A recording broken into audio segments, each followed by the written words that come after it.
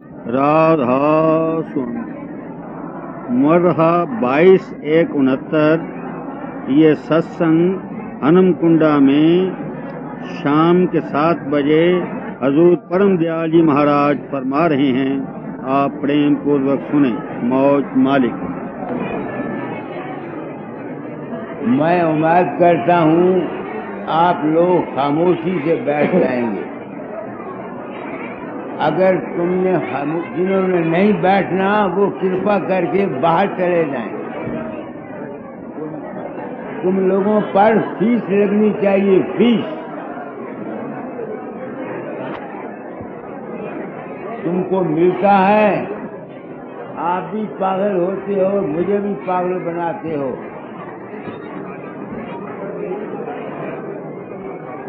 దయచేసి మీరు సపోర్ట్ చేయకండి అమ్మలారా. మీరు సపోర్ట్ చేస్తే ఎవరైతే అల్లరి చేస్తున్నారో వాళ్ళు ఇతరులకు బంధం కలిగిస్తారు. చూడండి, దయచేయండి, సపోర్ట్ చేయకూర్చుండండి. మీరు మాట్లాడకండి. ఒకరు మాట్లాడితే తప్పుడు అల్లరి అయిపోతుంది. मुझे गाता दयाल का समा याद आता है। वो सत्संग का टाइम सर्दियों में सुबह 5 बजे, गर्मियों में दिन को 1 बजे। अब कोई गर्ज वाला ही वहां जाएगा, जिसको गर्ज होगी वो जाएगा।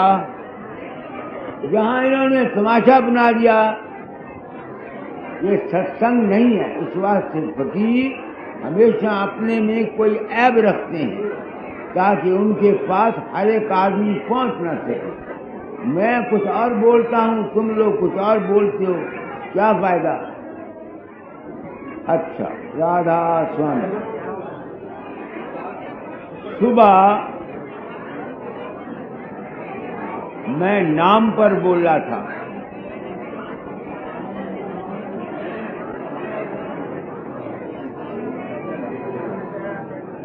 खुद सोचता हूं कि आप लोग जो इतने आए हैं, क्या आप नाम के लिए आए हैं?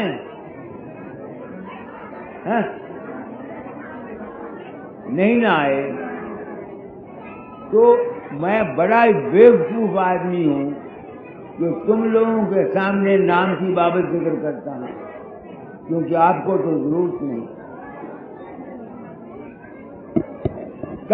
मैंने प्रण किया था जिंदगी में, मेरे वास्ते ये राधा स्वामी मत एक नई चीज थी।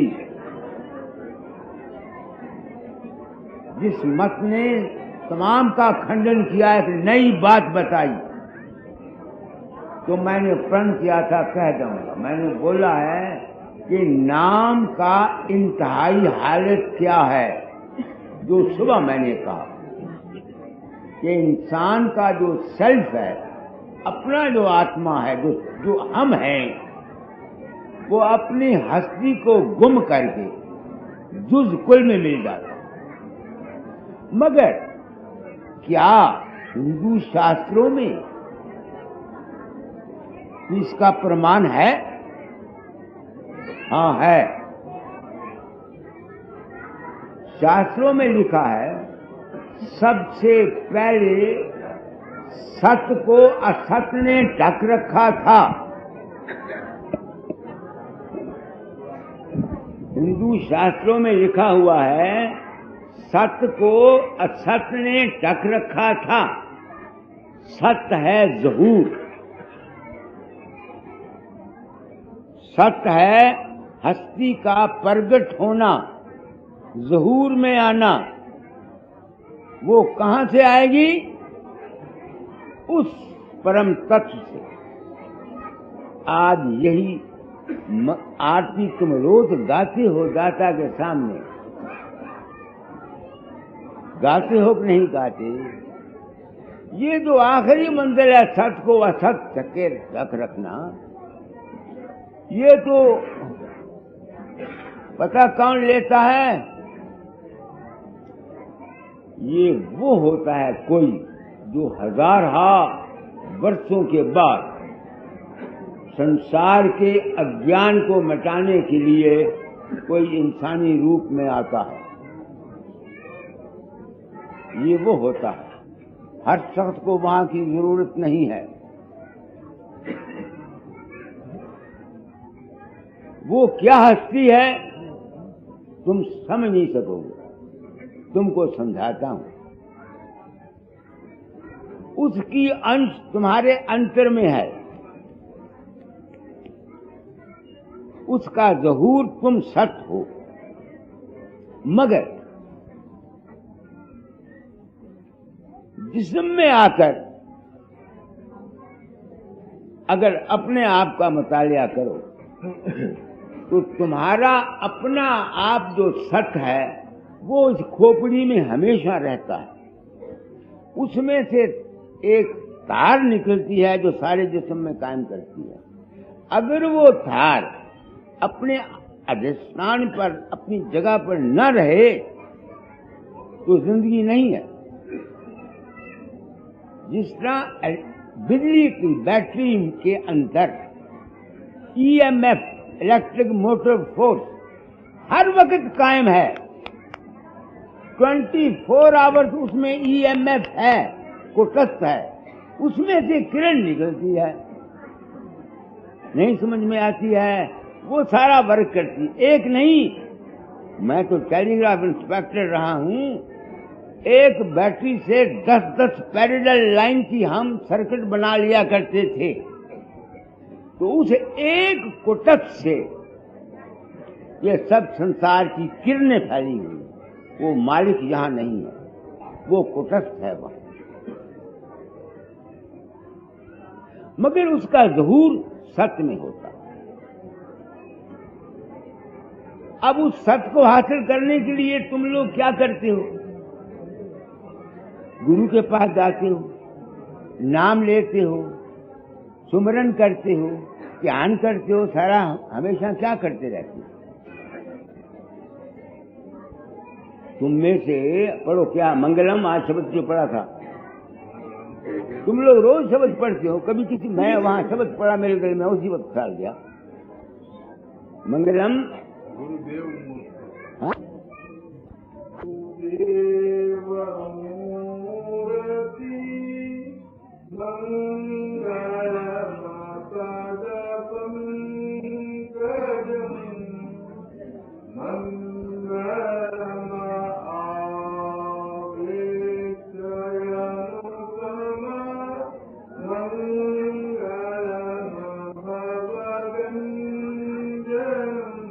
अब देखो निकला, इसके आगे रखो। अब वो कहते हैं किस गुरु मूर्ति के सामने जाओगे कि तुम्हारा भव नाश होगा?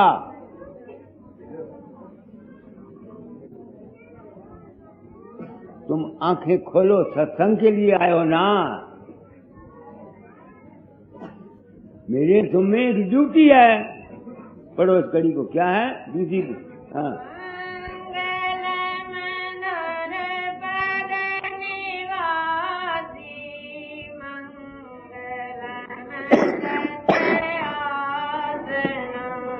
ये गुरु मूर्ति की पहचान दी जाती है। क्या? सत्य आश्रम, सत्य में रहने वाला,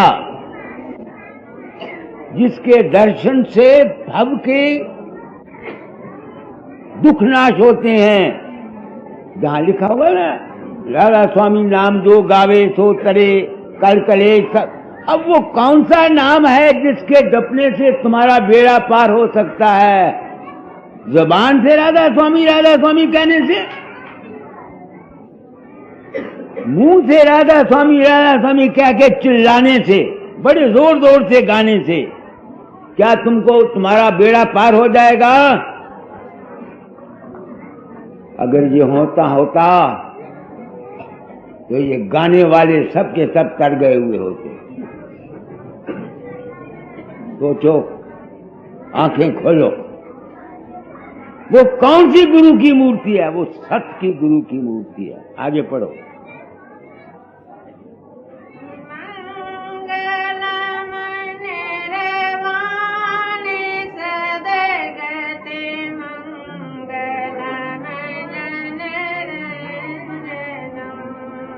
मूर्ति निर्वाण देती है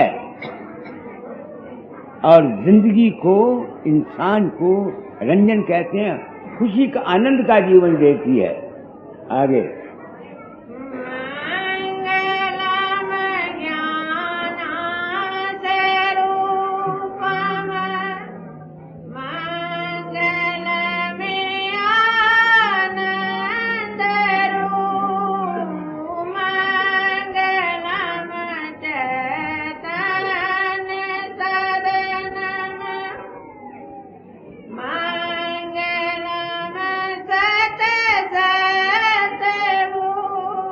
कई आदमी ज्ञानी बनते हैं, वो ज्ञान को अपने विचार से हासिल करते हैं, वो ज्ञान नहीं है, वो मनानंद है। ज्ञान वो है जो तुम्हारी जिंदगी का अपना रूप हो जाए, जिसमें मन संकल्प नहीं करता। ये प्रैक्टिकल लाइफ है। कब आएगी प्रैक्टिकल लाइफ? आगे पढ़ो।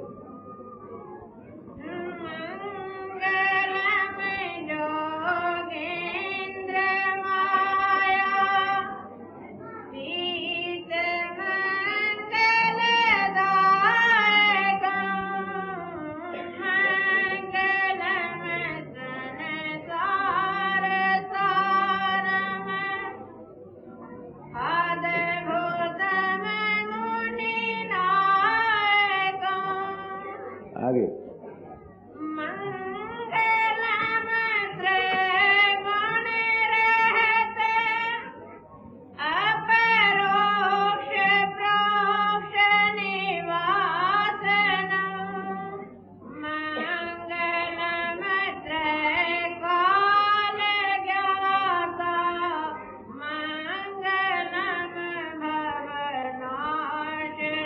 अब कोई तो दाता दयाल की उस स्टैच्यू की मूर्ति को गुरु समझ के पूछता है, कोई इस बाबे फकीर चंद की देह को गुरु समझ के मानता है। अब बताओ, क्या मेरी देह को मानने से ये सब सिफतें तुम में आ जाएंगी? आती हैं तो बताओ, झूठ न बोलना। आ सकती हैं? नहीं आ सकती।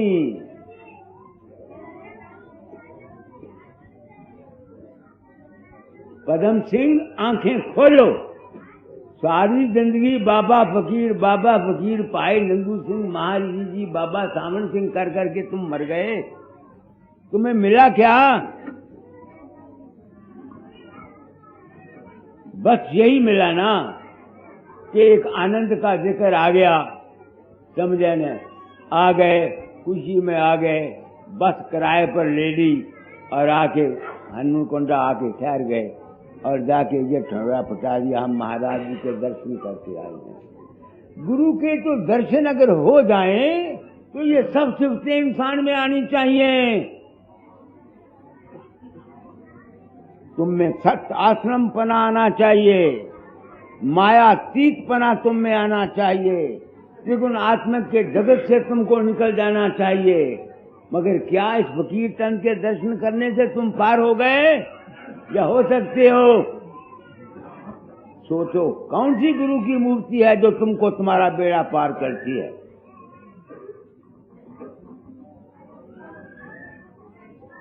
अगर अकल रखते हो, कुछ खोपड़ी में है तो सोचो, और अगर यूं ही तमाशे के लिए आए हो तो ये और बात। उसको मैं कुछ कह सकता हूं, ना तुमको जरूरत। मैं नहीं चाहता कोई फकीर चंद को गुरु मान के पूजे। जिन जिन शख्सों ने अपने आप को पुजवाया है, मैंने उनका हाल देखा है।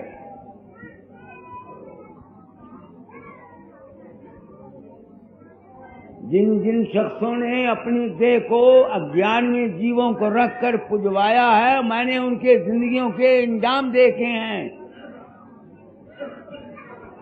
दूसरों को क्या मायातीत करना है? आप ही माया में फंस गए। कोई डेरे में फंसा, कोई धाम में फंसा, कोई सोशल सर्विस में फंसा, कोई परोपकार में फंसा, कोई किसी बात में फंस गया, सब जहां फंस गए। कोई निकला है तो मुझे बताओ। फिर वो गुरु कौन है? पढ़ो आगे।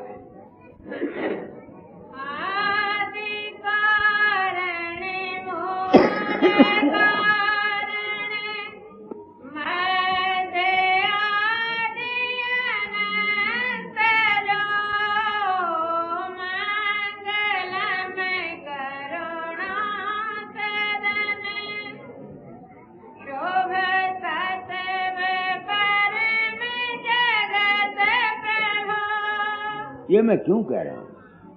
तुम मेरे भाई हो, वर्षों के दाता जाल के सत्संगी हो। कोई व्यास का सत्संगी, कोई किसी राम का सत्संगी। को मैं तुमको अमली जीवन का सबक बताना चाहता हूं। सारी जिंदगी बस इसी काम में लगे रहे। मंदिर में गए, मंदिर बनवा दिया, रामचंद्र धनकधारी सामने आ गए, उसकी मत्था टेक दिया और साफ साफ डंडा उतार दिया। या बाबा फकीर आया, या भाई नंदू सिंह आए, या बाबा चरण सिंह आया, या कोई और महात्मा आ गया, बस उसके आज जिस तुमने मेरी कीमत क्या रखी है? 2 केले और एक फूलों का हार।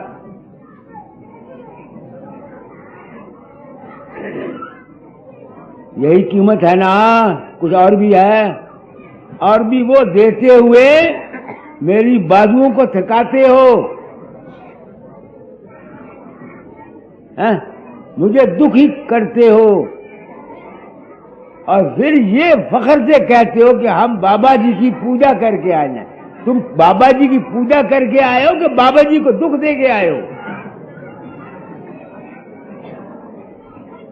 आंखें खोलो। What I am telling you people, क्या कह रहा हूं? सोचो। जिस गुरु के ध्यान करने से, जिस गुरु के दर्शन करने से तुम मायातीत बनोगे, त्रिगुणात्मक जगत से पार हो जाओगे, वो गुरु कौन? अगली कड़ी वो मैं बताऊंगा। आगे चलो।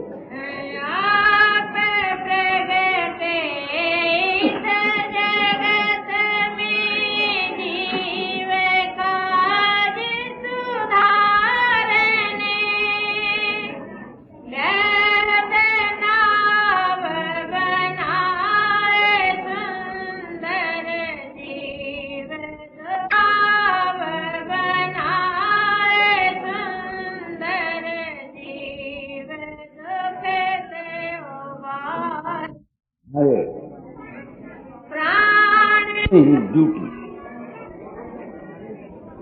अब मैं कैसे मानूं कि राधा स्वामी मत की तालीम कुछ गलती पर मबनी है? प्रेम बानी में साफ लिखा हुआ है।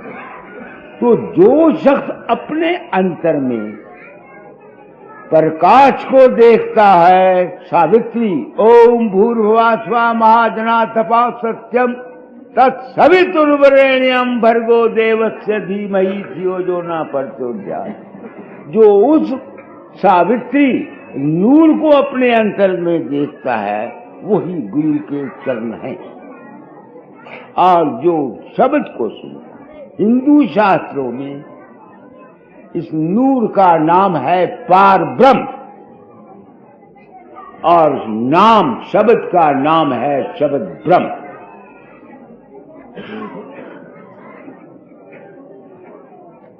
मुख्तलिफ संख्याओं ने, इंसानी नस्ल के मुख्तलिफ मजहबों ने अपनी अपनी बानियां अलग-अलग रचकर एक इंसानी नस्ल को, जो आज से सनातन के असूल पर चलती आती थी, उसको बांट करके मुख्तलिफ सोसाइटियों में तकसीम कर दिया। संत दुनिया में यूनिटी कराने के लिए आते हैं। मैं दुनिया में यूनिटी ऑफ ह्यूमैनिटी के लिए आया हूं। क्या कहता हूं तुमको कि नाम तो है वो जिसकी मैंने कल जिक्र किया था, मगर उसके जो उसका सत्य का ज़हूर है वो है शब्द और है प्रकाश। शब्द ब्रह्म है और पार ब्रह्म। तो बाहर का गुरु तुमको तुम्हारी प्रकृति के मुताबिक ऐसी तदबीर बताएगा जिससे तुम अपने पार ब्रह्म देश को यानी नूर को और शब्द ब्रह्म को पकड़ सको। सोचो मेरी बात को, तुम सत्संग में आते हो, ये तमाशा नहीं है, न जहां डुगडुगी बजती है, न जहां कीर्तन होता है। तो अगर तुम उस गुरु के दर्शन करना चाहते हो, किस गुरु के, जिसकी ये शब्द है मंगलम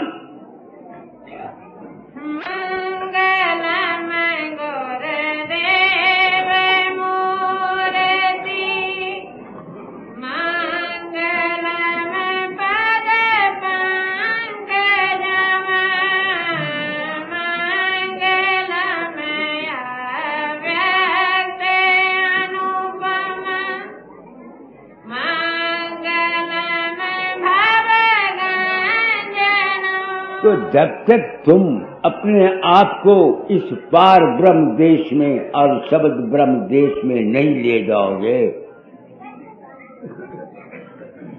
हिंदू फिलॉसफी के असूल के मुताबिक, गरुड़ पुराण के मुताबिक, तुम्हारा ये जो आवागमन है, जन्मना और मरना मुख्तलिफ लोको लोकांतों में, ये खत्म नहीं हो सकता गरुड़ पुराण के मुताबिक। और यही बात मेरी समझ में आई और ये समझ आप लोग मुझको, ये ज्ञान मुझको आप लोगों से मिला। क्यों? सिर्फ इस एक ख्याल ने कि मैं किसी के अंदर नहीं जाता, मेरा रूप लोगों के अंदर प्रकट होता है, कहीं ऐसा जैसा मैं बैठा हुआ हूं, कहीं नूरानी रूप प्रकट होता है, कहीं बातें करता, गाइड कर जाता, लोगों को मरते समय ले जाता, या पुत्र दे जाता, या दुआइयां बता जाता। तुम हैरान हो गए, मेरे पांव से मिट्टी निकल गई, मिट्टी। मेरी जमीन आसमान हो गई, आसमान जमीन हो गई। मैं कानपुर गया, वहां एक गांव है साथी, वहां एक बिल्कुल नाबीना अंधी औरत को मेरे सामने पेश किया गया।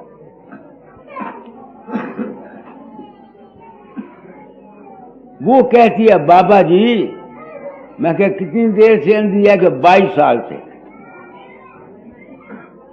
मैंने उसकी आंखें बड़ी गौर से देखी, काला निशान अंतर में है ही नहीं। मेरे लड़के को टीबी हो गई। मैं बहुत दुखी हुई, मैं तो रोने लगी। आपको याद किया, आप प्रकट हुए, आपने कहा फलानी फलानी फलानी 3 दवाइयां उस लड़के को दे दो, वो राजी हो जाएगा। मैंने वो दवाइयां दी, वो राजी हो गया।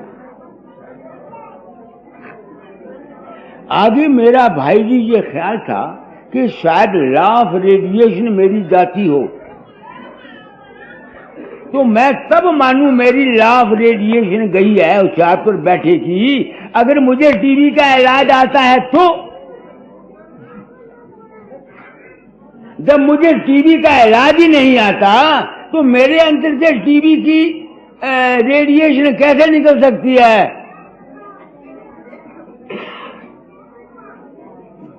क्या कहा मैंने?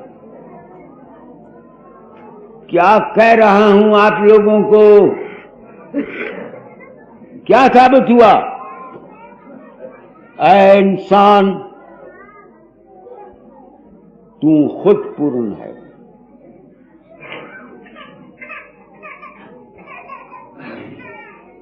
तेरे अंतर तमाम दुनिया भरी हुई है।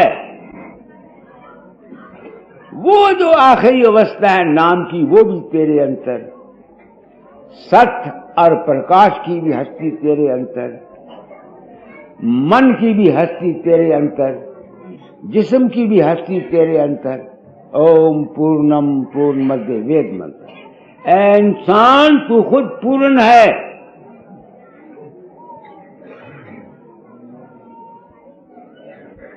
साबित न हुआ कि नहीं हुआ?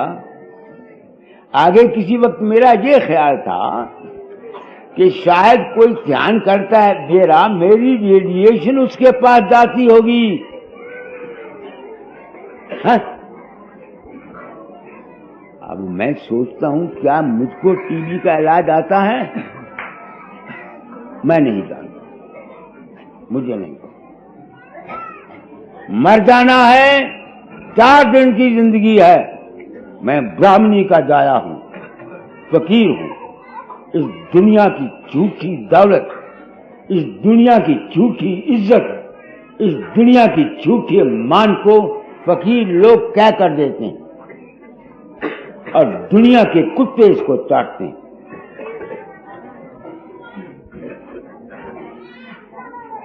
दाता ने मुझको लिखा था ये खत, ये दुनिया की दौलत, इज्जत और मान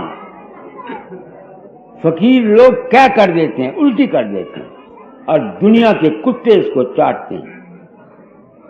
मेरा फकीर उम्मीद है इसको नहीं चाटेगा और मैं बड़ा खुशनसीब इंसान हूं कि मैंने इस दौलत, इस इज्जत और इस मान की बिल्कुल परवाह नहीं की। अगर मुझे मान या इज्जत की जरूरत होती तो जिस तरह और महात्माओं ने इस बात को पर्दे में रखा, मैं भी रखता, लाखों रुपया का मालिक हो जाता, मेरे सिर पर चमड़ ढलते होते। समझ रहे हो मेरी बात को? मैंने क्या कहा है आप लोगों को? आंखें खोलो। तो अगर तुमने उस नाम को हासिल करना है तो क्या करना है? सतगुरु अपने अंतर में आप दाखिल हो, अपने अंतर में तुम आप दाखिल हो। जो कुछ तुम चाहते हो उसकी जबरदस्त चाह रखो। डिमांड एंड सप्लाई का कानून तुम्हारी मदद करेगा।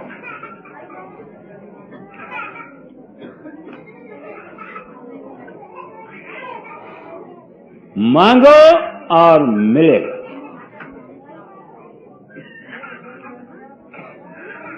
मेरा अहंकार टूट जाता है बाजे बता। मैं गया ब्यास, वहां बाबा हरचरण सिंह की कार में बैठ के मैं सत्संग से जा रहा था मकान उसके ऊपर, डेरे के ऊपर। तो आगे संगत खड़ी हुई, हजारों के हाथ बांधे हुए बाबा जी के आगे, गले में कपड़ा। उनको देखा, मेरे आंखों से आंसू निकले, छम छम रोया। मैंने बाबा चरण सिंह को कहा, महाराज ये जितने आदमी तुम देख रहे हो ये सब मालिक की अंश है। अज्ञानी है, मूर्ख हैं, तेरे सामने हाथ बांधे हुए गिड़गिड़ा रहे हैं। तेरी फील्ड ज्यादा है, अगर तू कुछ कर सकता है तो कर जा। अब मैं देखता हूं कि मैं चुटना ताई जोर लाना तो सच्ची गल कहने वास्ते तुम्हारी खोपड़ी ये गल बैठती नहीं।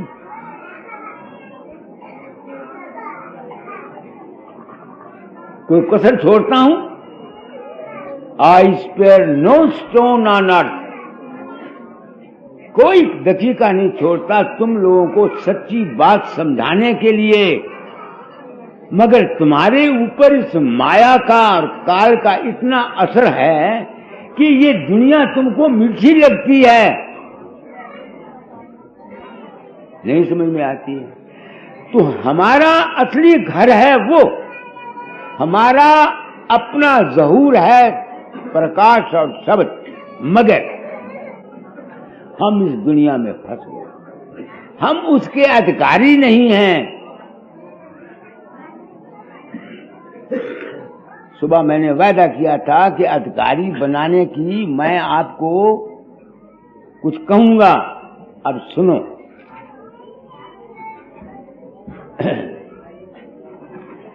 तुम्हारा आत्मा स्वरूप निज स्वरूप प्रकाश शब्द है और प्रकाश है इस शरीर के अंदर, मगर वो सूरत जो उसमें फंसी हुई है वो इस दुनिया में फंसी हुई है। इससे तुमको उसका अधिकारी कौन बनाएगा? पता है कौन बनाता है? ये कुदरत बनाती है तुमको दुख देकर, तुमको बीमारियां आती हैं, तुम्हारे पुत्र मरते हैं, तुमको कांटे पड़ते हैं, तुम्हारी बेइज्जती होती हैं। क्यों होती हैं? क्यों होती हैं? कि तुमको नाम का अधिकारी बनाया जाए। अगर तुम लोगों को यहां दुख ना हो, तकलीफ ना हो, ये सृष्टि में अगर चेंजेस नहीं है, मौत के साथ जिंदगी, जिंदगी के साथ मौत नहीं है, इज्जत के साथ बेइज्जती, बेइज्जती के साथ इज्जत नहीं है, गरीबी के साथ अमीरी, अमीरी के साथ गरीबी नहीं है, तो तुमको सोचने का कभी मौका ही ना मिले कि हमारा भाई ये तो दुनिया में यही हाल है, कहीं है सुख दुनिया में? तो तुम्हारा मददगार ये कुदरत होती है। मुबारक हैं वो हस्तियां जिनको इस जीवन में तकलीफात आए। सुख दारू सुख रोग भया। तुम सोचो, फर्ज करो, कब तक जियोगे? कब तक जियोगे? आखिर चलना है। तो अव्वल तो कुदरत तुम्हारी मदद करती है। स्वामी ने लिखा है, काल रचा हम समझ बूझ के, बिना काल नहीं होश जीव के। तो ये जो दुख हमको आए हैं, ये मसलत वक्त से आते हैं। समझते मेरी बात को? फिर दुख तो आ गए, मगर अब उसका इलाज, उसका ये इलाज है कि अगर दुख आता है कोई, तो उस दुख की कारण या रूट काज को जानने की कोशिश करो। अपने आप इलाज हो जाएगा। जो दुख तुम पर आते हैं, सोचने की कोशिश करो, ये दुख क्यों आया? नहीं समझ में आती है? जहां तुमने ये सोचने की कोशिश की कि ये दुख क्यों आया, डिमांड हुई ना, दुख क्यों आया, उसकी सप्लाई तुम्हारे अंतर में खुद ब खुद जवाब मिलेगा, दुख क्यों आया। जब तुमको पता लग गया कि दुख क्यों आया, फिर तुम उसका इलाज कर सकते हो।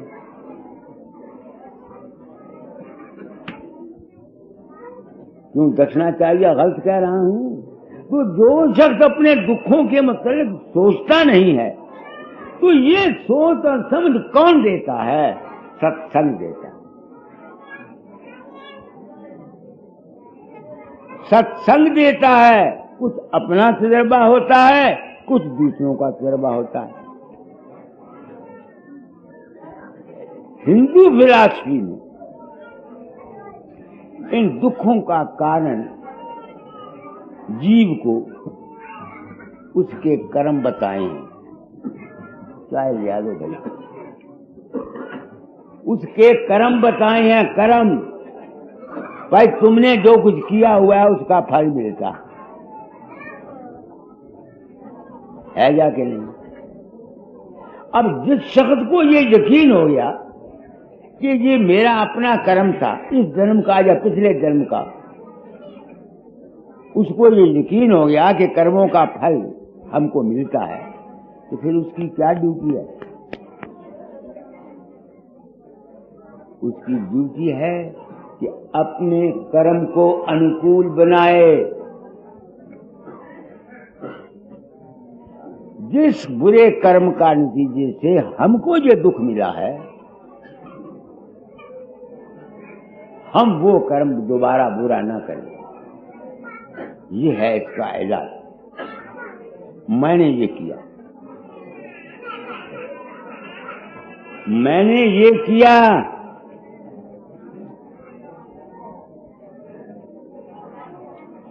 कैसे किया? अब दुनिया की बात बताता हूं। जो आम दुनिया आई है, इनको भी कुछ फायदा पहुंच जाए। नीचे आके बोलता, मैं छोटी उम्र में अशांत हुआ।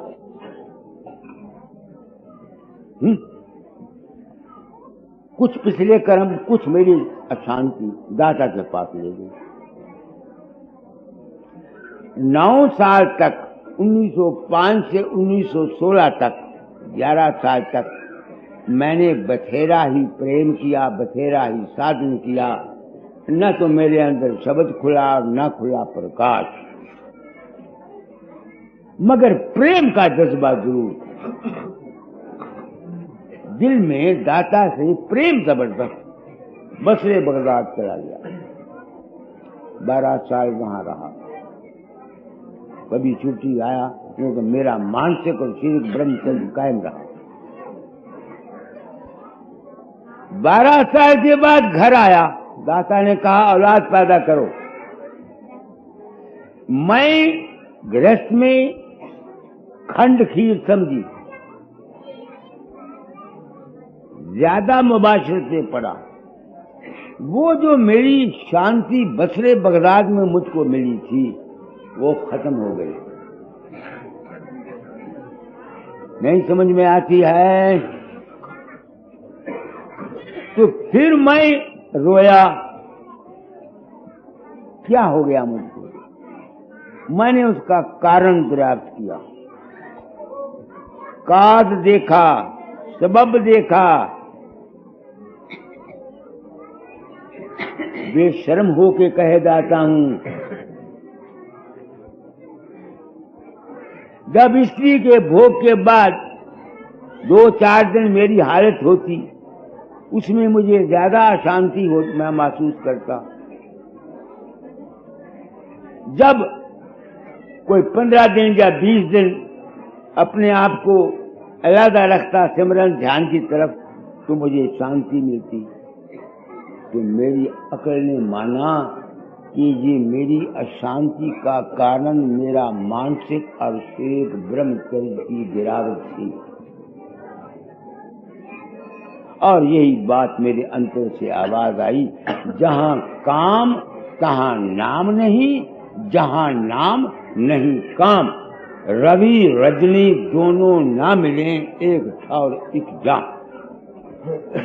मैंने अपने आप को संभालने की कोशिश की। आज जो कुछ तुम में जिद्दत, जो कुछ तुम मुझ में हौसला, जो कुछ मेरे चेहरे में नूर देखते हो, ये गिरे हुए इंसान का फिर अपने आप को संभालने का थोड़ा बहुत फल है। तुम लोग सत्संग में हजार बैठे होंगे, तुम में से नौजवान बच्चे होंगे जिनको अशांति की बीमारी ने घेरा हुआ है। ये कौन है? 60% वो हैं जिनके मानसिक और शारीरिक ब्रह्मचर्य छोटी उम्र में गिरे हुए हैं, जो अब भी गिराते रहते हैं। तो अगर तुम उस गति को, जो नाम की महिमा है, वो जो सत्य का रूप है, जो प्रकाश गुरु के चरण हैं, अगर वहां तक पहुंचना चाहते हो तो अगर तुम अपना मानसिक और शारीरिक ब्रह्मचर्य नहीं रखते तो तुम हवा खाओ। बेशक बाबे फकीर के पैर धो के पीते रहो, बेशक दाता दयाल की सिफतें करते रहो,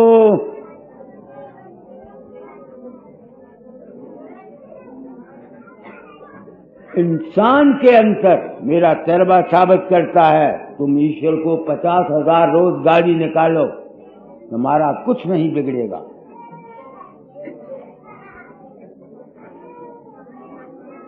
तुम्हारे शरीर के अंतर उस ईश्वर का स्थूल रूप तुम्हारा बीज है।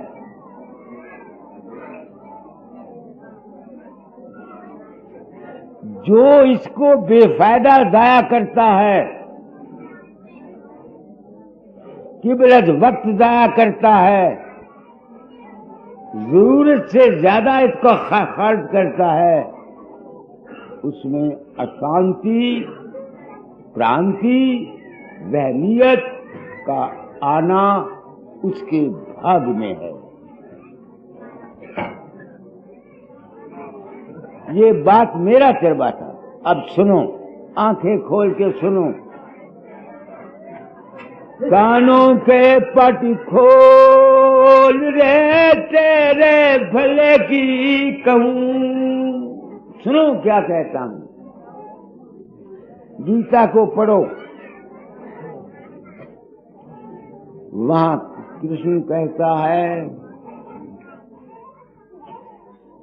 जानवरों में मैं, पंछियों में मैं बाज हूं, जानवरों में मैं शेर हूं, दरख्तों में मैं पीपल हूं। एक जगह लिखते हैं इंसान के अंदर जो कुव्वत मर्दमी है वो मैं हूं।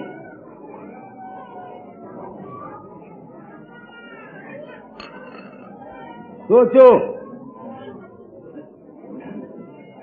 मैं सत्संग कराता हूं विद सर्टन मिशन। मेरा मिशन है निबल अबल और अज्ञानी जीवों की सहायता करना। अब मैजिशियन तो मैं हूं नहीं, फूंक तो मैं नहीं मार सकता, तुमको सच्ची बात बताया जाता हूं।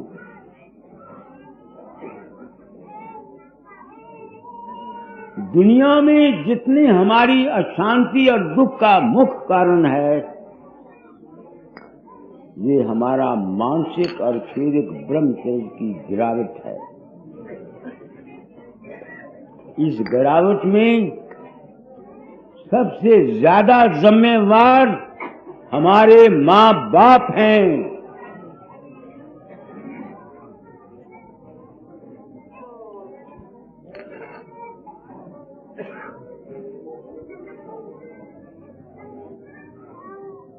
भाई बैठे हुए हैं, ये शायद कहें मैं घर वालों की बदनामी करता।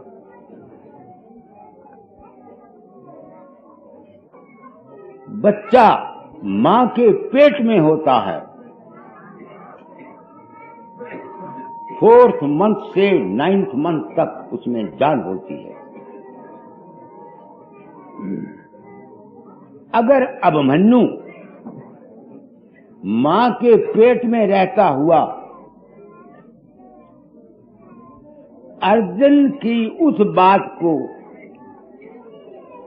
कि चक्कर कैसे भेजा जाता है जो उसकी मां सुनती थी, उसके संस्कार को ले सकता है।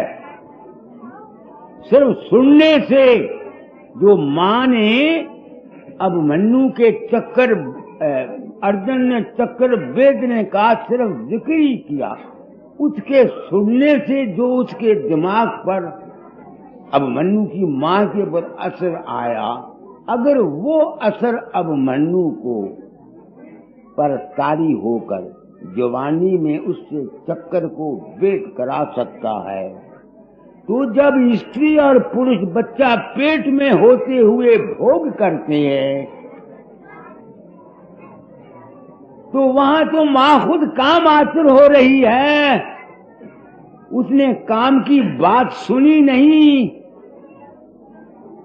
उसका बच्चा कैसे केवल वक्त कामी ना होगा, कैसे बदमाशी ना करेगा, कैसे गलत ख्यालात नहीं लेगा, कोई दुनिया में रोक सकता है?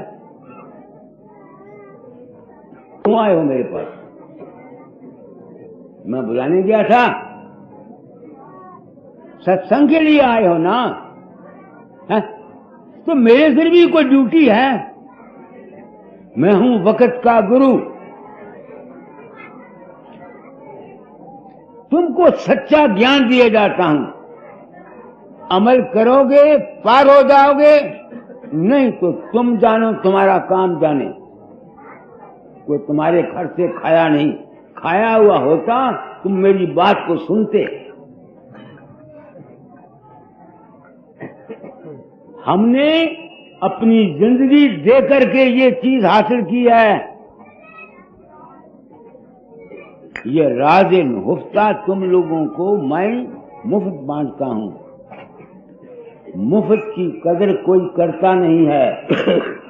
कदर यही करते हो ना कि मेरे बाजू तुमने थका दिए,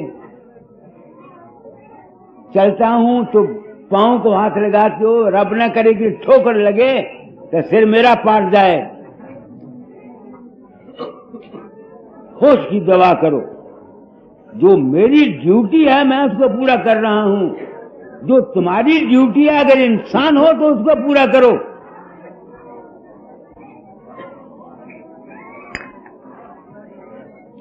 तुम्हारी ड्यूटी क्या है? बाहर में पूरा ध्यान दे के मेरी बात को सुनो, बस यही गुरु की सेवा है। अंतर में जब प्रकाश और शब्द गुरु के रूप को जाते हो तो धन मन और जिस्म के ख्याल को भूल जाओ। फिर अगर तुम्हारी वो हालत ना हो है तो जहां तुम मेरा फोटो रख के उसको फूल चढ़ाते हो वहां फोटो को बाजार में रख कर जूते मारा करो उसके ऊपर कि फकीर का ने झूठ बोला।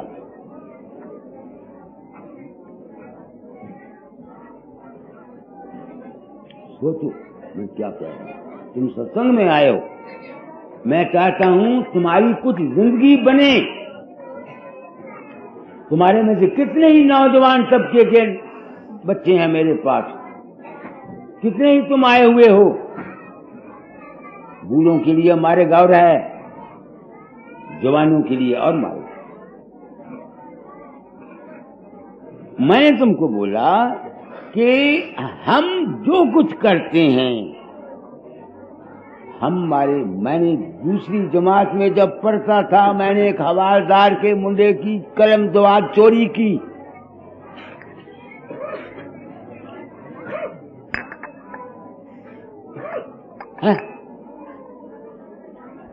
तुम ये बताओ कि दूसरी जमात के मुंडे नू चोरी करन किस पड़ी हुए ने सगाई?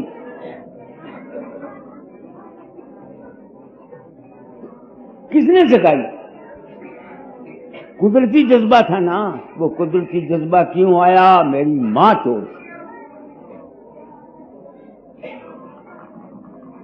तुम कहोगे उसने चोरी क्या की?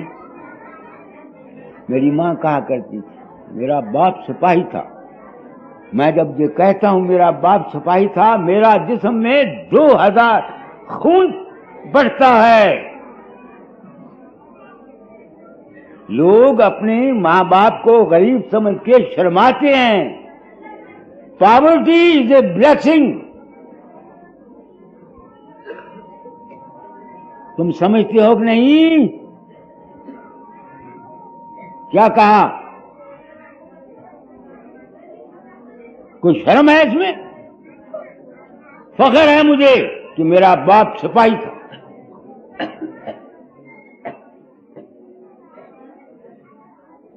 मेरी मां का बच्चा तेरा बाप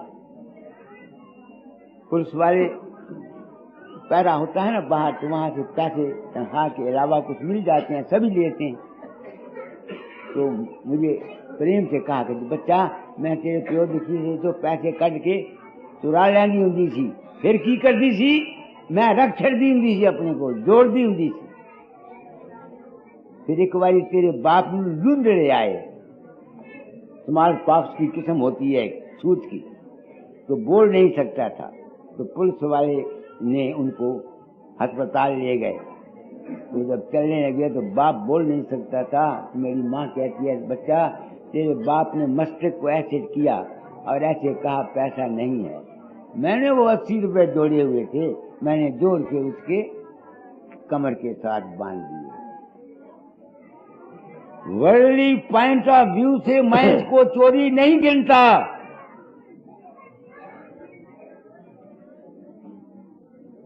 मगर प्रैक्टिकल वे से ये चोरी है।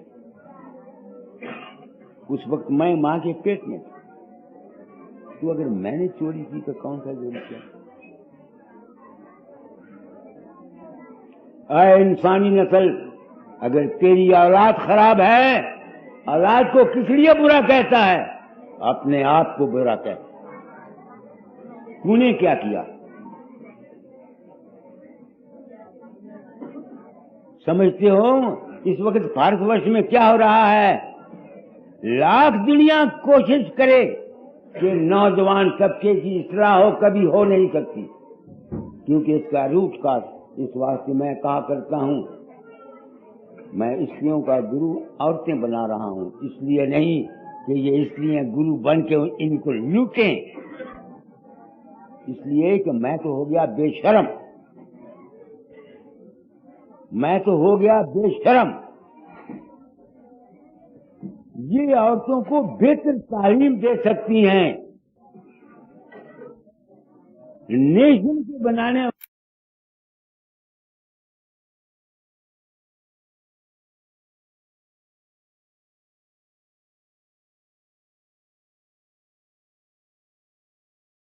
परम दयाल के मैंने अति ही दयालु। आज दिन तक जितने संत गुजरे, ये दयाल थे, इनमें से कोई भी परम दयाल नहीं। क्यों कहता हूं? तुम हंकारी कहोगे, हंकारी नहीं मैं कह रहा।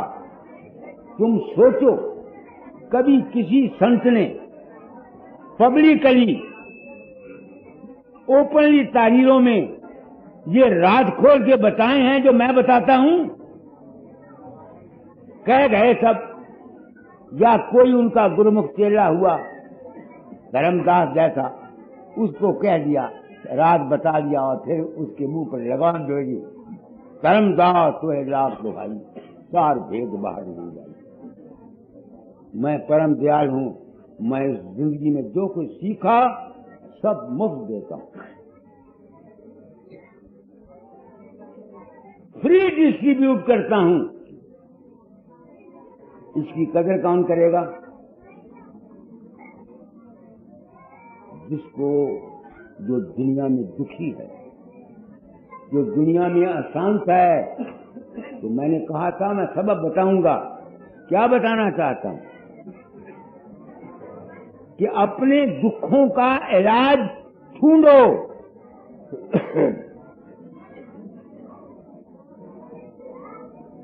मुल्क में दुख है कि नहीं बताओ। मैं अभी गया था, आया हूं यहां पर, छोटे छोटे बच्चे, नौजवान तबके के आदमी, उन्होंने हमारी कार को घेर लिया। कार को घेर लिया, पैसे मांगते थे। हमने 2-3 रुपए दे दिए। अब ये बच्चे ऐसा क्यों करते हैं? ये किनकी औलाद है? उनकी औलाद हैं जो खुद बेज़ब्त हैं, बेकंट्रोल हैं। तो उसका इलाज क्या है? सत्संग। सत्संग, सत्संग में क्या मिलता है, दुख क्या है, क्यों है, इसका इलाज क्या है।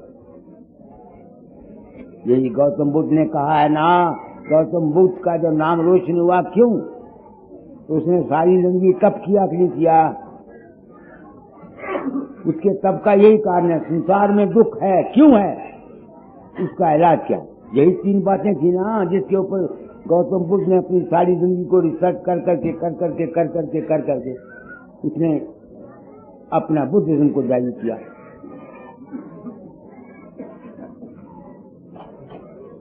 हम दुखी हैं, एक शब्द निकालो, सूरज तू दुखी रहे हम जानी। सूरज तू दुखी है, क्यों दुखी है, कि तू अपना घर भूल गया। असली सुख तो है शब्द में और प्रकाश में, नहीं समझ में आती है, या उससे परे जो नित्य रूप है उसमें है। हम उसको भूल गए, दुनिया में आ गए। अब दुनिया में आकर के हम दुख भी उठाते हैं, सुख भी उठाते हैं, मगर इससे बचने की कोई सूचना नहीं। ये जो नामदान है, शब्द ब्रह्म और पार ब्रह्म, ये दुखों से परमानेंट छुटकारा दिलाता है। पढ़ो।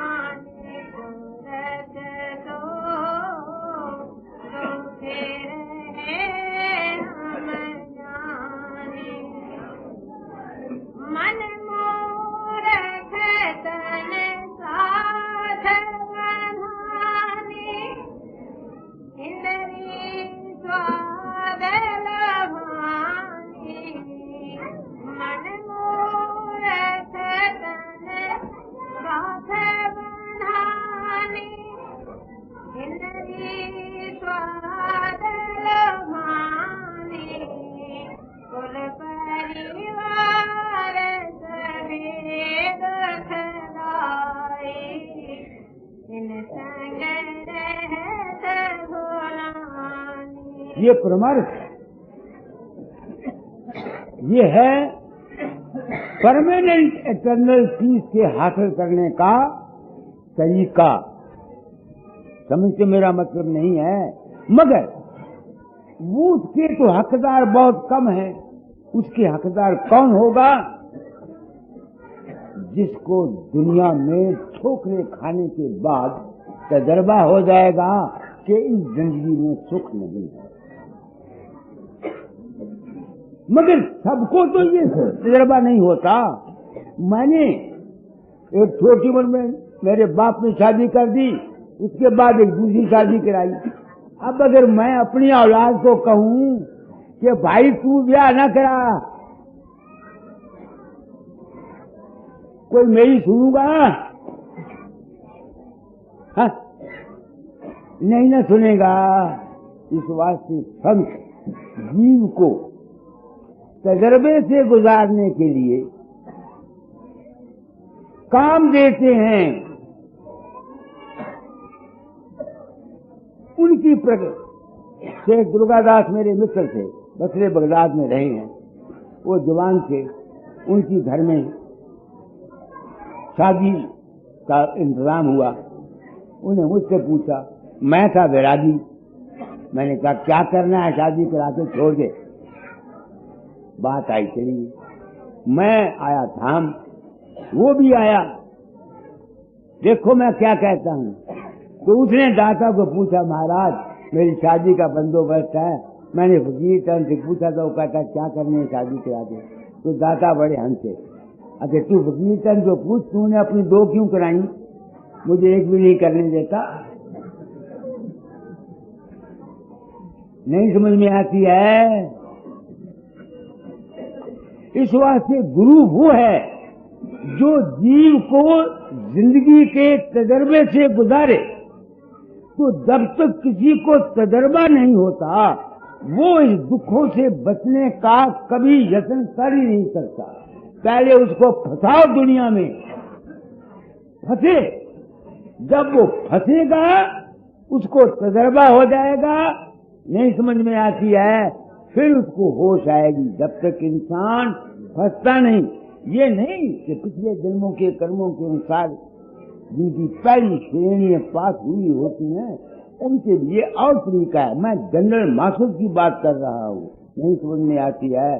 तो मैंने आज सुबह वादा किया था आप लोगों से कि अधिकारी बनाने का मैं आपको इलाज बताऊंगा। तो अधिकारी बताने का पहला इलाज तो कुदरत करती है, स्वाभाविक। क्यों, क्या करती है? हमको इस जिंदगी में काल और माया के चकोले आते हैं, हमको दुख आता है, तरह तरह की मुसीबतें हम पर नाजिल होती हैं, सुख भी आता है। दोनों के तजर्बे हम दोनों को बैलेंस करते हैं। एक तो ये है। अब जब जिसको ये पता लग जाए कि दुनिया के दुख सुख का, ये दुनिया का दुख सुख है, उसे क्या करना चाहिए? उसे किसी संत की तलाश करनी चाहिए। मैं तो ये कहता हूं कि तुम संत की तलाश करने मत जाओ। दुखों से बचने का सच्चा चाह रखो। ये मेरा कहना। मैं गया था गुरु की तलाश करने, मैं तो गुरु की तलाश करने नहीं गया था, नहीं गया था। चाह थी जबरदस्त, रोया करता। मेरी चाह मुझको खुद ब खुद ऐसी जगह ले गई जहां मेरी साल्वेशन हो गई। तो क्या करना है तुमने? मांगो। मैं कहता हूं keep a strong desire what you want. जो कुछ तुम चाहते हो उसकी सच्ची ख्वाहिश रखो। कुदरत खुद ब खुद उसकी मदद करती, बशर्ते के तुम्हारी चाह में किसी दूसरे को नुकसान पहुंचाने का ख्याल न हो। अगर है तो मुमकिन है तुम्हारी इच्छा पूरी भी हो जाए, मगर तुम्हारे लिए दुख का कारण बने। ये मैं क्यों कहता हूं? मैं कोई चीज बेच नहीं करता दूसरों के कहे पर, मेरी जिंदगी का तजर्बा। अब जिस तरह से उस अंधी की बाबत मैंने बात की, उसके दिल में जबरदस्त चाह थी, कुदरत ने उसके अंतर से ही उसको दवाई बता दी। सरसों हेड़ी में एक गांव है ब्राह्मणों का, उसके 5-4 आदमी मेरे पास सत्संग में आया करते थे। जब मैं वहां गया तो एक औरत ने एक बच्चा मेरे गोद में डाल दिया। मैंने पूछा, माई क्या है? बाबा तेरी दात है। कैसे दात? कैसे दात है?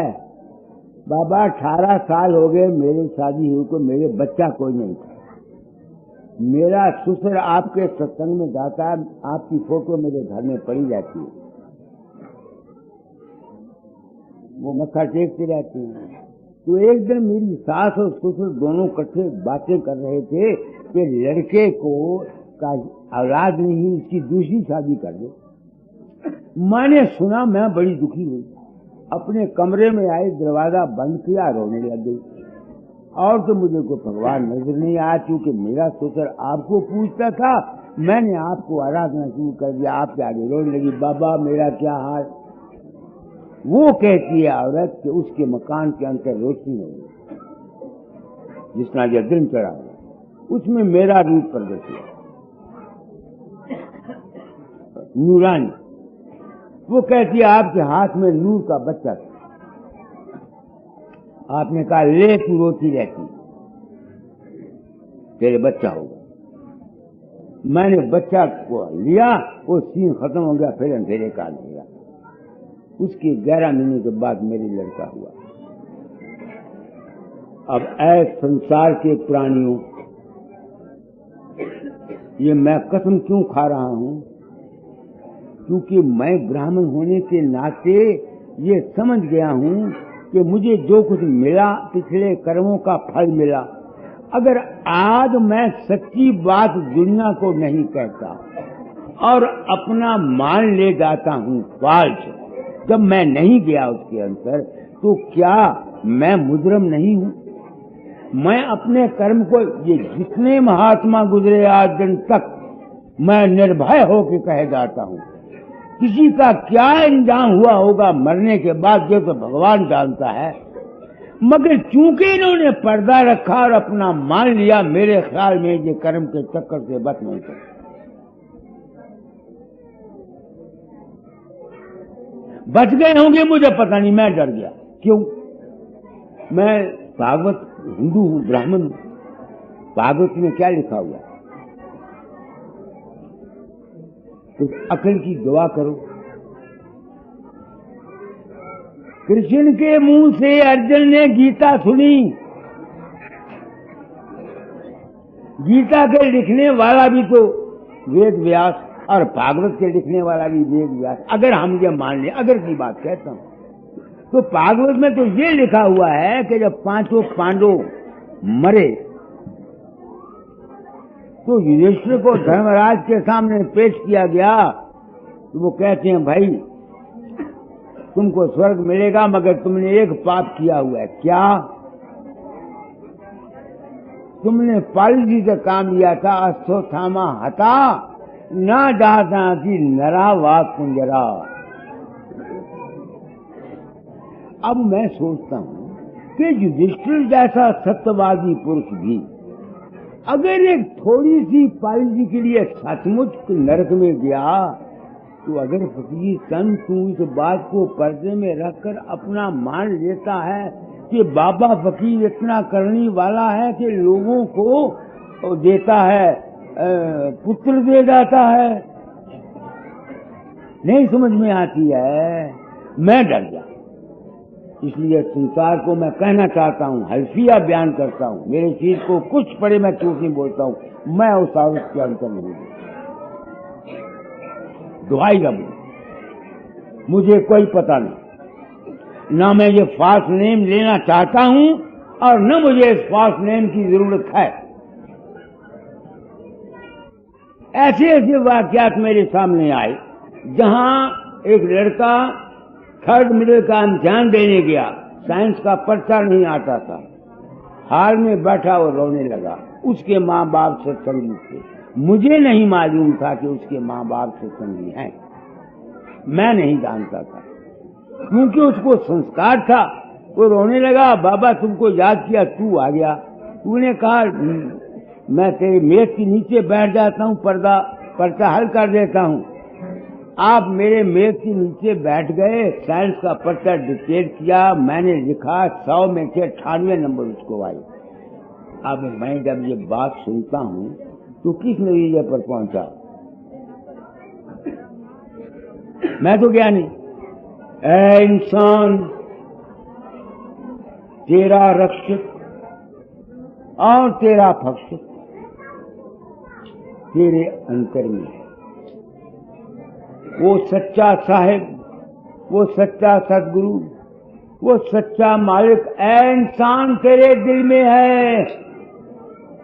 दादा जालडी से लिखे खबे दिल में है, दिल दिल में है, दिल दिल में है, वो घट में है, वो तट में है, वो पट में है। तुम लोग रोज दाता जाल की बाइयां पढ़ते हो, कभी सोच के भी पढ़ी हैं क्या लिखा हुआ है? कभी सोच के भी पढ़ी हैं कि वो क्या रोज तो शब्द पढ़ते हो यहाँ आकर के? कितने मैं देखता हूँ, जितना चिल्ला सकते हो मेरी तरह उतना तुम चिल्लाते हो, मगर जो कुछ उसमें लिखा हुआ कभी उस पर तुमने विचार किया है? शब्द ही गाना जानते हो ना, तो इस गाने से क्या बनेगा? तो मैं किस नतीजे पर आया? ऐ इंसान, अगर तू दुखी है, अशांत है, तू अगर उस दुख को दूर करना चाहता, कुछ न किया कर, अकेला अपने कमरे में चला जाया कर, मुंह को ढक लिया कर, वहां प्रार्थना किया कर, सच्चे दिल से पुकार किया कर, तेरी सुनता है।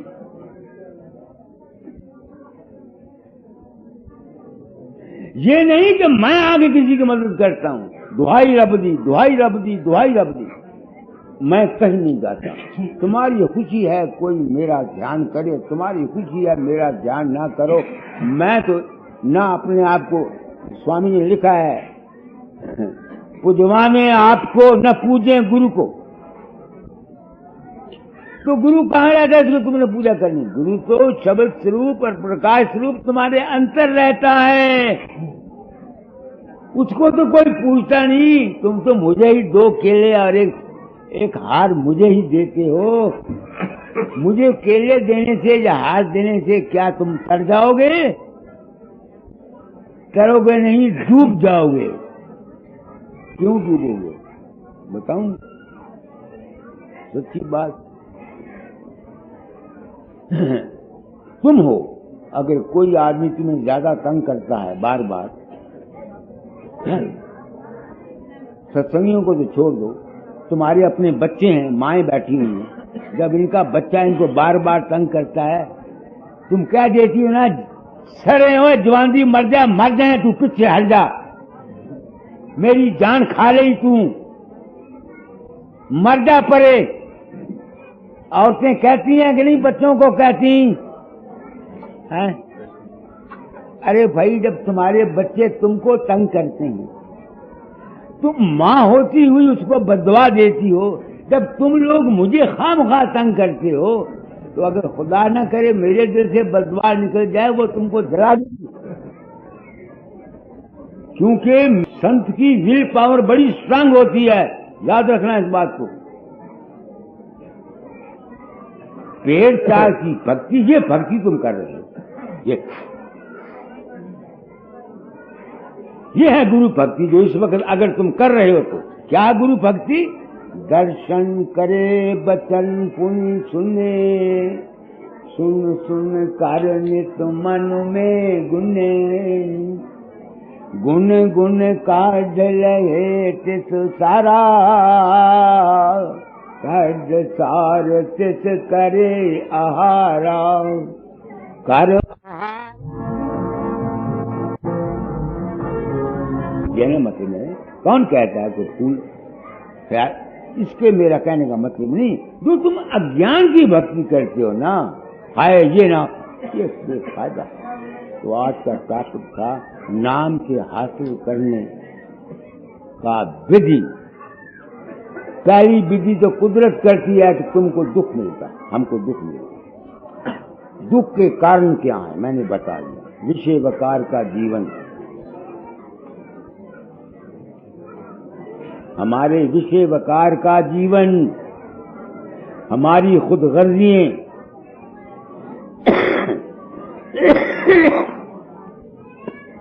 हमको दाता ने एक गुर बताया ताकि घर की शांति रहे। क्या? फकीर, अपनी रोजी आप कमाओ, किसी का मोहताज नहीं होना।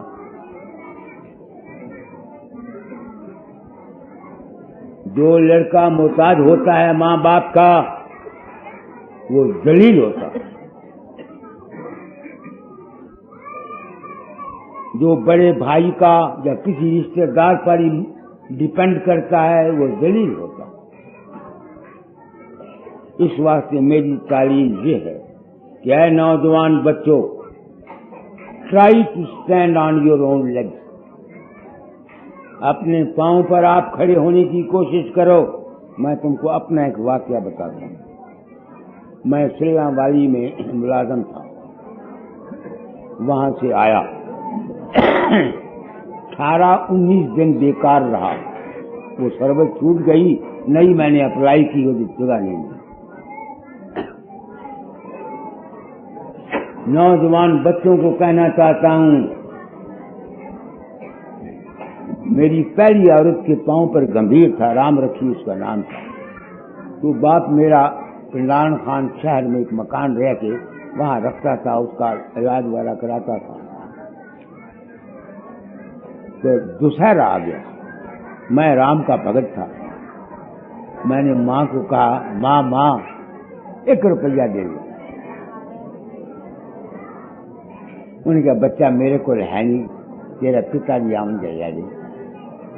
अब मेरा पिता आया, मैं बड़े चाहना, चाचा जी, हाँ जी 1 रुपया दे दो।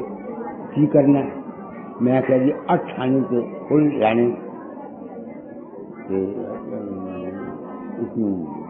रामचंद्र जी ने चढ़ाने कि 8 आने मत्था टेकने। मेरा बाप कहने लगा, 2 पैसे लाएगा बच्चा, 1 पैसा कोई चढ़ा दे, 1 पैसा मत्था टेक दे। मैं कह 8 आने लेंगे क्यों? मेरे ने 5-10 गाली मन चली, बेहजा न होवे के मुस्टंडा वेला फिरदा, कमांदा नहीं, रन तेरी बीमार पई है, उधर कौन इलाज करेगा? ऐ नौजवान बच्चों, दिल को चोट आई, कोठे से उतरा, कहां मारता हुआ। मैं बड़ा लड़का था, इसलिए छोटा सा बच्चा अभी तक। माँ दौड़ी आई, बाप दौड़ाया, मुझको पकड़ के ले गया। बाप मेरा कहने लगा, बच्चा मैं गरीब हूं, मेरे पास पैसा नहीं, ये 3 रुपया लेगा। मैंने कहा नहीं, मैं अपने घर के हालात तुम्हारी इस्लाह के लिए देना चाहता हूं। नौजवान बच्चों, किस लिए आए हो? कुछ ले जाओ मेरे पास से,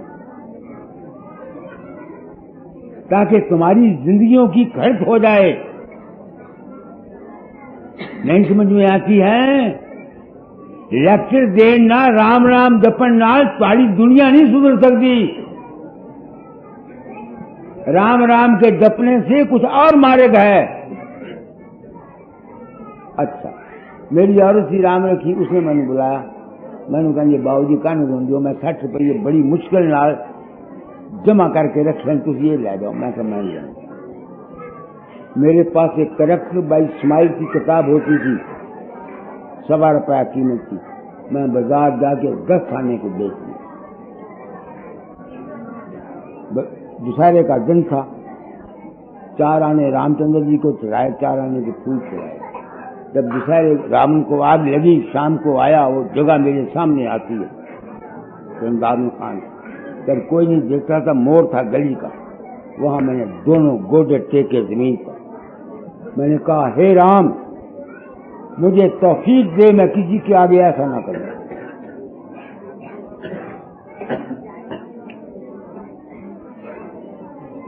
समझ रहे तुम मेरी बात को कि नहीं समझ में आती है? आज दिन तक जहां तक हो सका मैंने किसी के आगे हाथ नहीं दिया। अब 2 साल से मैं नहीं कमाता, लड़का भेज देता, मेरा गुजारा आप जिस तरह भी होता था। 17 पेंसिल मिलती है, वो मंदिर में दे देता। इसको छोड़ दो। तो तुम नौजवान बच्चे हो, प्रण करो कि you will stand on your own leg. अपना तजुर्बा बताता हूं जीवन का। अच्छा, अब सुनो, आजकल गांधी जयंती डेज मना रहे हैं। जो गांधी की कामयाबी का राज है, उसको कोई बयान नहीं करता। तुम नौजवान बच्चों को सबक दे रहा हूं। गांधी जब अफ्रीका से आया, उसके दिल में ख्याल हुआ मुल्क के आजाद करने का। कलकत्ते पहुंचा, कवि रामचंद्र या अमरचंद ऐसा कोई नाम था बूढ़ा, उसके पास गया। उसको कहता है, मैं ये करना चाहता हूं, आप मुझे आशीर्वाद दीजिए। वो कहता है, तू नहीं कर सकता। उनका क्यों? कि दुनिया में कामयाब होने के लिए 4 चीजों की जरूरत है। एक सच बोलना, एक निर्भय रहना,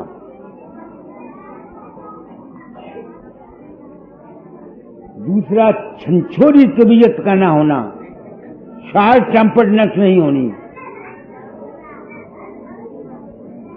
चौथी बात मैं भूल गया। गांधी सरकार ने कहा मेरे में चारों में नुक्स हैं, मैं नहीं कर सकता।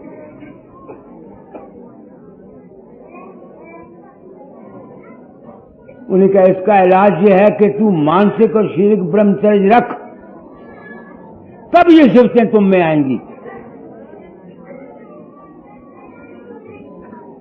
नहीं समझ में आती है तो उसने क्या कहा? गांधी ने कहा मैं इसमें भी गिरा हुआ हूं।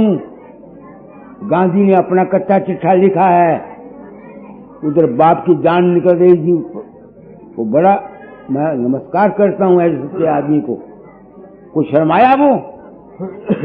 बाप उधर मर रहा था, उधर कोठे पर वो अपनी औरों से भोग कर रहा था। उन्होंने कहा मैं ये नहीं कर सकता, इसका इलाज बता।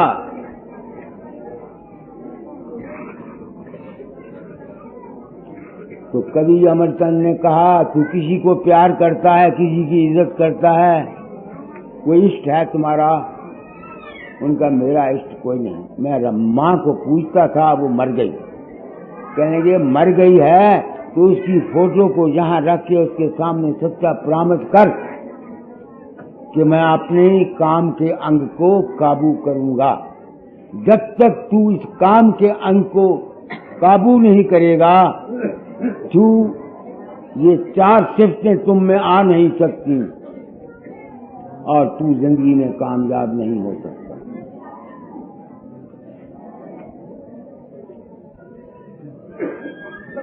ऐ नौजवान बच्चों, जो दुनिया में कामयाबी चाहते हैं, जो अपनी जिंदगी को शानदार बनाना चाहते हैं, जो दुनिया में कोई नेक काम करना, अच्छा काम कर देना चाहते हैं, उनके लिए ये मेरा मुझ में देखते हो ना कितनी निर्भयता, कितनी सत्यता है। हालांकि मैं गिरा हुआ इंसान हूं, मैं गिरा हुआ इंसान हूं, फिर भी मैं थोड़ा बहुत इसलिए तुम लोगों को मैं कह जाता हूं, सत्संग के लिए आए हो। अगर तुम में से 4 आदमी की भी जिंदगी बन जाए तो मैं समझूंगा मैं गुरु के ऋण से सुबुदोष हो गया। समझ गए? नहीं, मैं सबको राम नाम नहीं दे। नाम के अधिकारी तुम तब बनोगे जब दुनिया में कामयाबी, पहले दाता फरमाया करते थे जिसकी दुनिया की जिंदगी कामयाब नहीं है वो परमार्थ में कामयाबी हासिल नहीं कर सकता। मन तो तुम्हारा एक है, तुम दुनिया में ही कामयाब नहीं हो सकते तो तुम मन ही तो लगना है ना। मन ही तुम्हारा दुनिया के कामों में तुम नहीं कर सकते तो परमार्थ का क्या करोगे? खाक करोगे। तो टॉपिक क्या था कि उस खाक तक पहुंचने के लिए तरीका क्या है? तो मैं आपको तरीका बता रहा हूं। पहले क्या? पहले दुनिया की उन्नति करो, दुनिया का तजर्बा हासिल करो। मेरे भाई को क्या कहा दाता ने? नाम देने के बाद ये तो नहीं कहा कि कानों में उंगलियां डाल के बैठ जा। इसको ये कहा life mean work, work mean life. पिछली जिंदगी आएगी मेरी गोद में आ जाएगा। जा रहा है अपनी गोद में। गोद क्या है? हजूर मालिक की गोद क्या है? पीस, शांति। पीस और शांति है मालिक का गोद का नाम।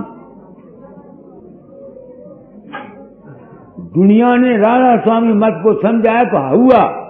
राधा स्वामी मत का इंजाम है पीस, शांति, सुकून कल्ब।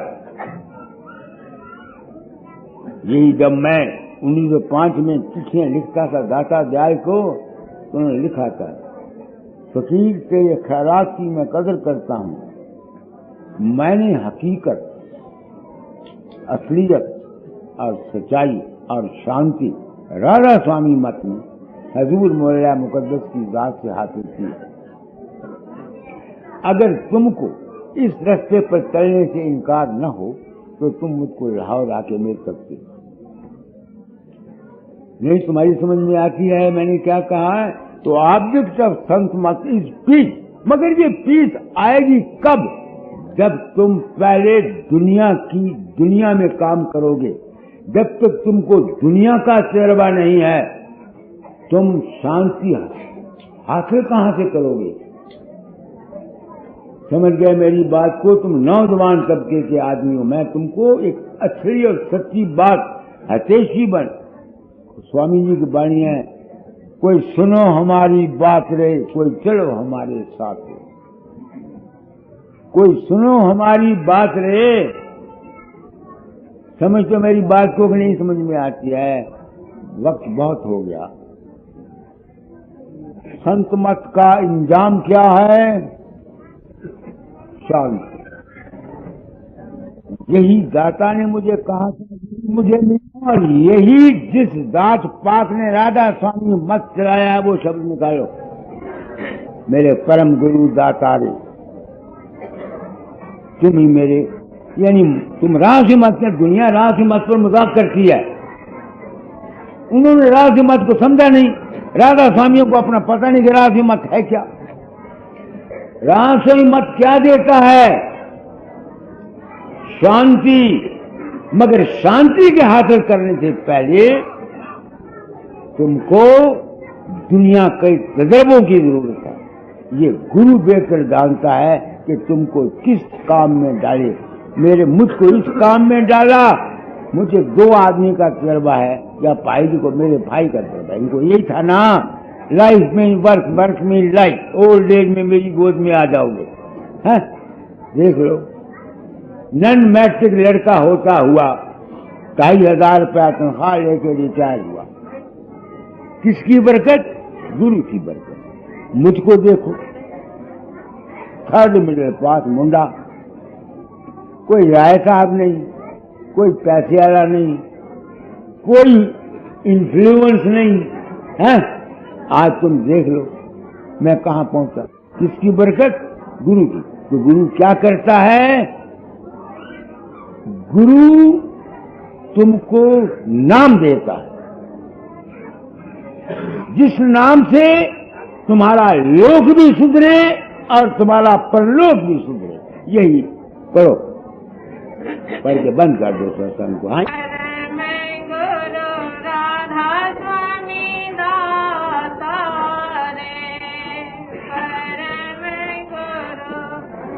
राधा स्वामी दाता रे, वही मेरे जीवन के आधार रे, वही मेरे जीवन के आधार रे।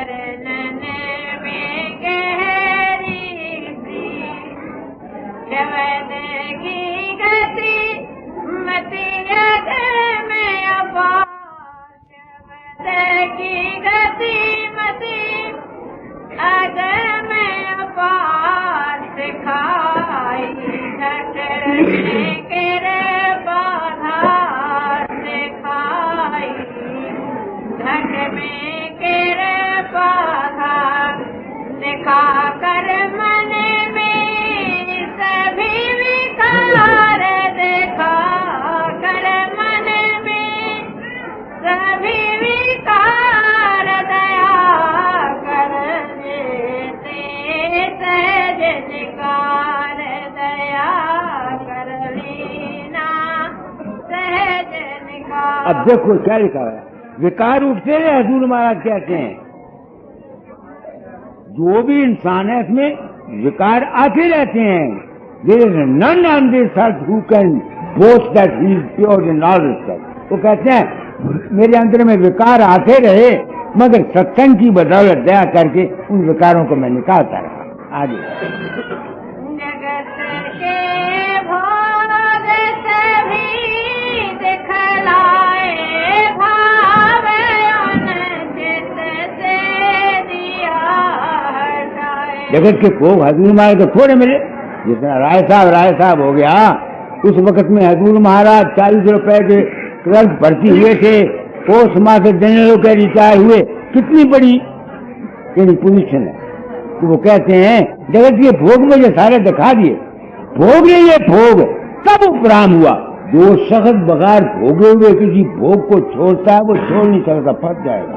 आगे पकड़ मेरी ढीली तन मन की कराए, पकड़ मेरी ढीली तन मन की कराए, गुर चरणन अर्पण दया मोह अंतर असकीनी, दया मोह अंतर असकीनी, परख मोहे बाकी बहिनी।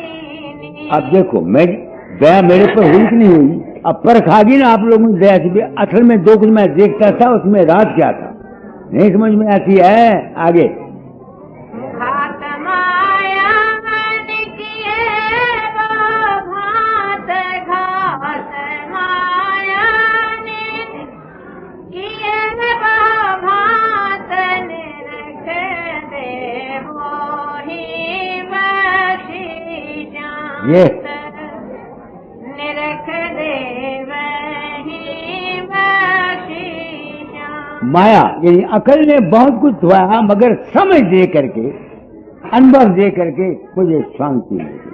ये हजूर महाराज को मिला, यही मुझे मिला। राष्ट्र मत का मकसद है पीस ऑफ सेल्फ, मगर इस पीस के हासिल करने से पहले इंसान की जिंदगी को तजर्बे से गुजारना पड़ता है। गुरु बेहतर जानता है जो मालिक है कि क्या क्या किस किस तरीके से वो जीव को निकाल सकता है। अब मैं अगर 10,000 आदमी को नाम दे दूं, समझते हो, क्या मैं उनकी संभाल कर सकता हूं?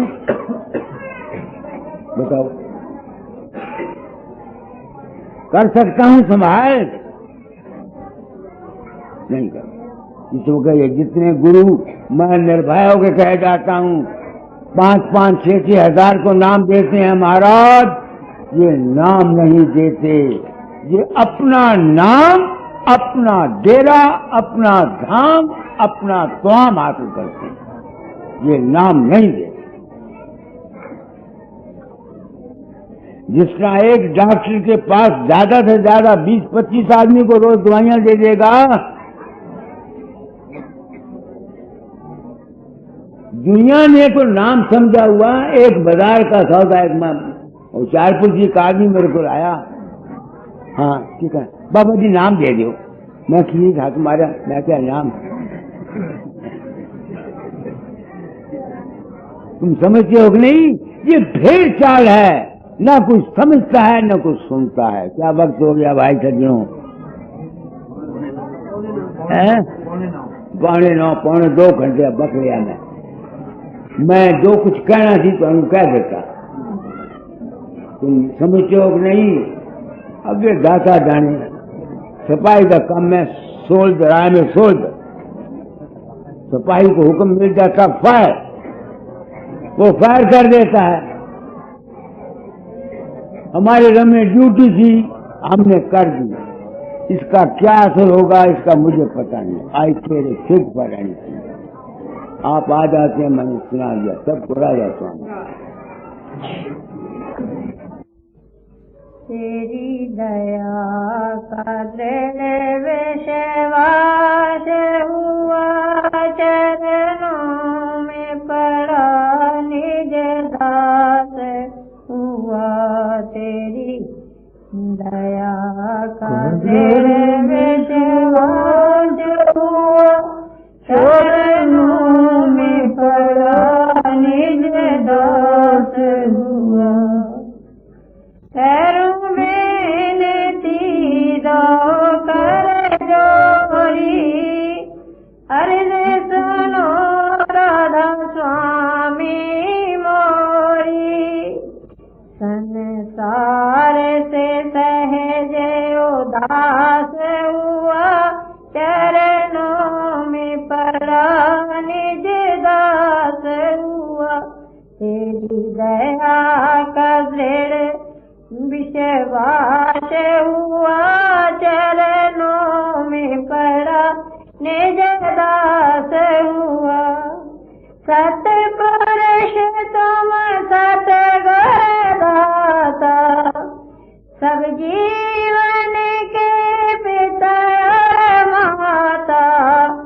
ढारस बंधे घट में उजास हुआ, तेरी दया का दृढ़ विश्वास हुआ। दयाधार अपना कर लीजे, काल जाल से न्यारा कीजे।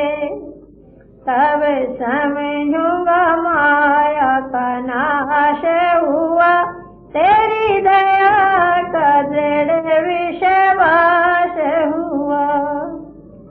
सतयुग त्रेता द्वापर बीता, काहू न जानी शब्द की रीता। सब में अज्ञान का वास हुआ, चरणों में पड़ा निज दास हुआ। कलयुग में स्वामी दया विचारी, प्रगट करके शब्द पुकारी। मिला सत ज्ञान का भास हुआ, चरणों में पड़ा निज दास हुआ। जीव काज स्वामी जग में आए, भवसागर से पार लगाए। तब दुखे जीव सुख रास हुआ, चरणों में पड़ा निज दास हुआ। दिन छोड़ चौथा पद दीना, सतनाम सतगुर गत चीना। अनुभव का आप विकास हुआ, चरणों में पड़ा निज दास हुआ। जगमग जोत होते उजियारा, गगन सोत पर चंद्र निहारा। घट ब्रह्मरेंद्र कैलास हुआ, चरणों में पड़ा निज दास हुआ। से सिंहासन छतर विराजे, अनहद शब्द बधन गाजे। हिया मंगार होलास हुआ, चरणों में पड़ा निज दास हुआ। शरीर अक्षर पारा, विनती करे जहाँ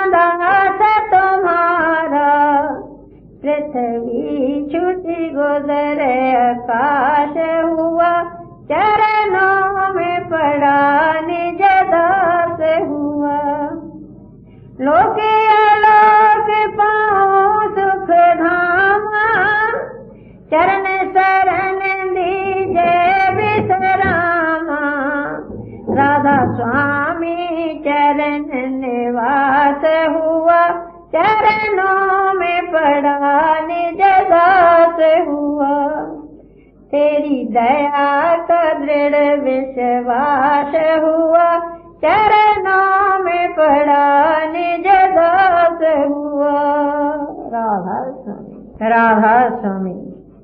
नमो सतगुरम सच्चिदानंद रूपम, नमो अद्भुतम अद्वैतानुपम। नहीं रूप कोई है सब रूप तेरे, तेरी सब ही परजा है और भूप तेरे। धरा संत अवतार जग को चिताया, दुखी दीन को अंग अपने लगाया। दिया संग सत का मिला सत का जीवन, तेरे नाम पर शीस तन मन है अर्पण। झुके राधा स्वामी चरण हंसते हंसते, तुम्हें कहते हैं सब नमस्ते नमस्ते। नमो सतगुरु सच्चिदानंद रूपम, नमो अद्भुतम अद्वैतम अनुपम। तुम दया दयानंद अद्भुत अमल अगमय गोचरम्, विभु विरज पार निर्गुण सगुण सतवशेषरम्। जेह मति लखे नहीं गति लखे, सो शोध तत्व विचार है। जो चरण कमल की ओट आया, भव से बेड़ा पार है। गुरु विष्णु मूरत शिव की सूरत, गुरु को ब्रह्मा जाने तो। गुरु ब्रह्म है पर ब्रह्म है, ये सोच समझ के मान तो। कर गुर की संगत रात दिन, नर जन में अपना सुधार ले। दे फेंक माया बोझ सिर से, यम का शीश न भार ले। शेष दे तन मन को दे, गुर भक्ति रतन अमोल ले। राधा स्वामी वेद बताए तुझको, ये तराजू तोल ले। गुरु मदया दे अनंत अद्भुत अमल अगमय गोचरम्, विभु